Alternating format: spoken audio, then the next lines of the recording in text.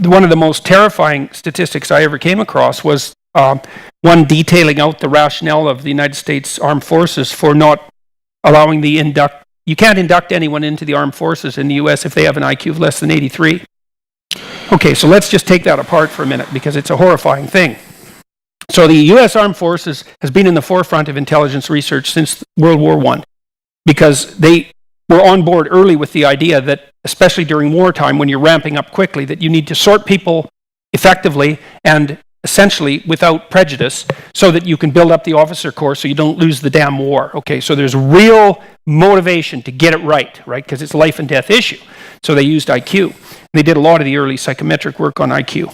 Okay, so that's the first thing. They're motivated to find an accurate predictor, so they settled on IQ. The second thing was the United States Armed Forces is also really motivated to get people into the armed forces, peacetime or wartime. Wartime, well, for obvious reasons.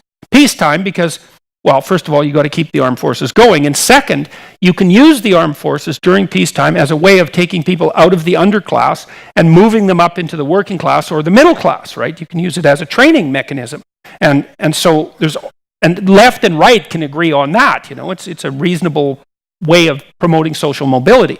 So again, the armed forces, even in peacetime, is very motivated to get as many people in as they possibly can. And it's difficult as well. It's not that easy to recruit people, so you don't want to throw people out if you don't have to.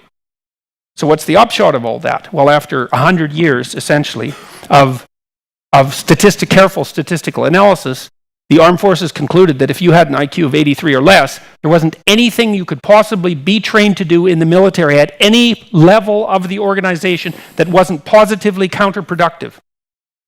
Okay, you think, well, so what? 83, okay. Yeah, 1 in 10. 1 in 10. That's 1 in 10 people. And what that really means, that as far as I can tell, is if you imagine that the military is approximately as complex as the broader society, which I think is a reasonable proposition, then there's no place in our cognitively complex society for 1 in 10 people. So what are we going to do about that? The answer is no one knows. You say, well, shovel money down the hierarchy. It's like, the problem isn't lack of money. I mean, sometimes that's the problem, but the problem is rarely absolute poverty. It's rarely that. It is sometimes, but rarely. It's not that easy to move money down the hierarchy. So, first of all, it's not that easy to manage money.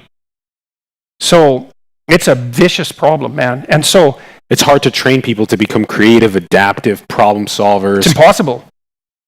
You can't do it.